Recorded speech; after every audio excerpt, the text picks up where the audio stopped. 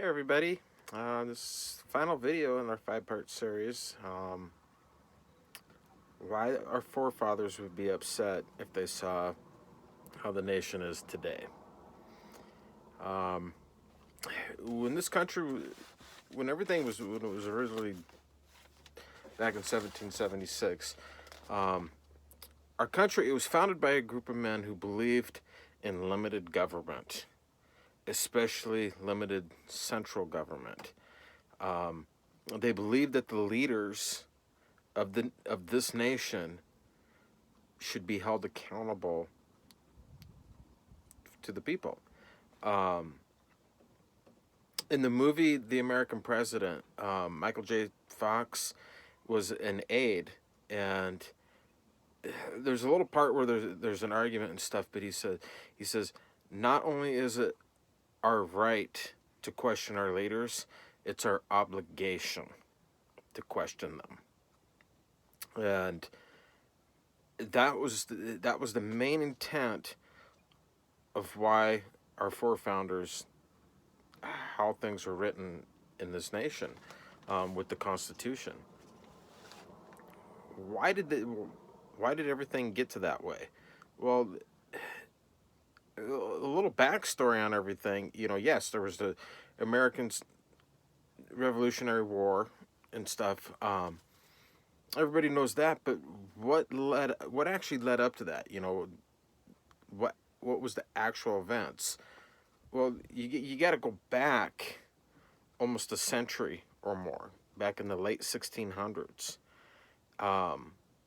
when the colonists first came over and they started settling in the American colonies. England pretty much just left them alone. They let the colonists do their thing, and the colonists, they pretty much, they governed themselves. They were still, paid homage to the crown, whatever it was. And if England, the crown, wanted some stuff and everything, the colonists, they were good citizens, and they sent it across the Atlantic to England, and everything was fine. It was peaceful. There were no issues between the island and the colonies. I mean, little things, but nothing real big and stands out. And in the mid 1750s to the early 1760s, there was the 7 Years' War, and a lot of the nations throughout the world were at war. It was pretty big. I mean, it could have gotten to the point to where it could actually been the First World War had more nations joined in. It was pretty big. And for England, their main battle, where they fought most of everything, was over here in the colonies. It was just the East Great Lakes area, a lot of the fighting going into Canada, and they were fighting the French and stuff. Well, after the war, after everything was all said and done and over with, Parliament's like, well, how are we going to pay for this? And most everybody gave the conclusion, it's like, well, it wasn't over here, it was over there, so the colonists can pay for it. And that's where the taxation or representation thing came in, and why England started doing the stuff that they did throughout the 1760s. It really upset everybody, because here they are, everything was fine. Yes, there was a big war that went on and stuff, but now England's coming down, and it was pretty much, you're going to pay for the war. And the colonists are like, well, wait a minute, we're all one big nation here. Why do we just have to pay for this? And tensions blew, and with the limited government, the way how it was, the ideology, and you've got to put yourself in the mentality that people were back then. They were ruled under a monarchy. At the time of the Revolutionary War, King George III was the king, and he was born into the position. And his children born, and so on and so forth, all the way up to Queen Elizabeth II today. You know, her son and her grandson and great grandkids uh, will inherit the throne after she's gone. With the limited government, that's why there's elections where people are elected in. Um, when George or correction, when George Washington, um, when he was elected president, he first of all he didn't even want to be the president, but he did it for the nation, and he did a second term. Here's the thing: he could have done it for the rest of his life if he really wanted to. They would have kept on electing him in. He just didn't want to, and it was going back to the limited government. And George Washington, he said, no man should be in power for too long. And it's why he opted out after 8 years of being president and walked away. It needs to change. And for the first 100 years or so of this nation, the politics, they moved around, you know, serving different positions and stuff. They didn't stay in the same political position for too long, for the main reason of abuse of power. And that was the intent. And as things go to present day, I mean, now you've got senators, and this is both parties. You know, it's not just pointing out the finger at one party. This is both parties.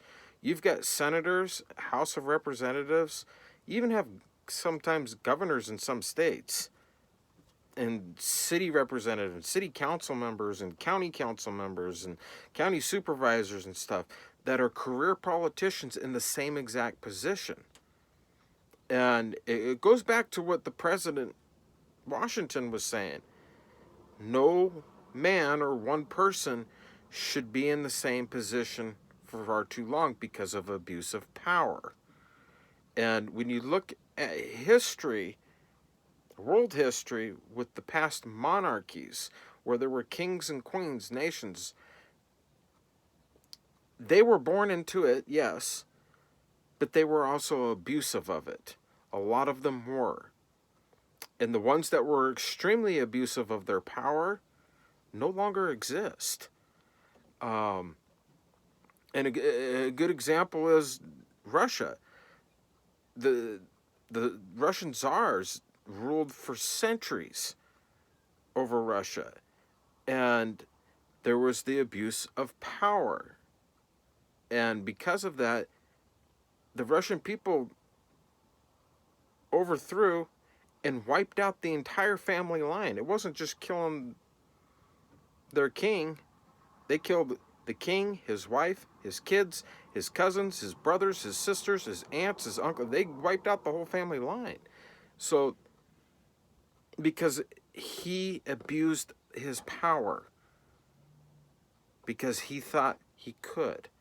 And when you look at how this nation is now, when you have career politicians that spend 30, 40, even 50 years or more as a politician in the same position, I mean, that's pretty much like almost like a king or a queen, like a monarchy, where they're in that position their whole life. And it's not how this nation was intended to be.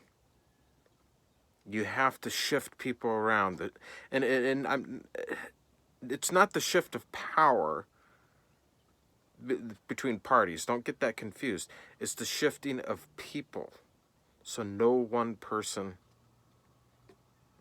will stay in power of any political position. The unfortunate thing is only the President of the United States has stuck to it, except for Franklin Delano Roosevelt. He was elected to 4 terms, the only president to do so. There's a lot of reasons why. he was elected to more. Myself personally, he was finishing up his second term when the Second World War started. Did his third term during the Second World War and was reelected to his fourth term before the war ended. Um, it kind of makes sense, you know. He started as president with the war and he finished off. Well, I mean, he didn't make it because he passed away in office, but um, it makes sense at that time for him doing more than one. You know, the Congress, they passed that act or the amendment to where no president can serve more than 2 terms. The thing is, they need to do that for themselves as well, to shift that power around, to keep it a constant movement. Um,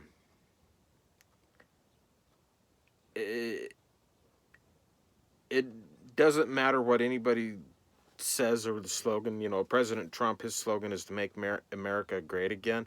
If you want to make America great, you need to go back and do how things were initially intended by the forefathers, and that was the shifting of power.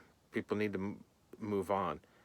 You know, serve 1 or 2 terms in the House of Representatives, go serve a couple terms in the Senate, then go someplace else and serve if you want to be a career politician, but not in the same exact position. You know, and not to pick on Joe Biden, but I mean, he was in the same position from 1973 as a congressman for Delaware from 1973 to 2019 or 2009, correction. You know, that's over 30 years in the same position. And, you know, yeah, people, they got used to it. You know, oh, yeah, Joe, Joe, Joe, Joe. It's always Joe as a senator and stuff. But really, you know, you look at Washington State and Maria Cantwell, she's another one. She's been in the same position for over 30 years as a senator. You know, it's that kind of stuff like that. Yeah, they're probably good at their position, but they need to move and do other things for the government if they want to serve. You know, if they want to serve their state, well, okay, being a U.S. senator, okay, why don't you try going over to the House of Representatives and do that for a little bit, and then step down and work in the state and be a state senator or be a state representative. Um, or even try and, you know, go for governor. Um, there's so many different positions in it. So anyway, I hope it all made sense. And yeah, that finishes this series. Talk to you later. Thank you.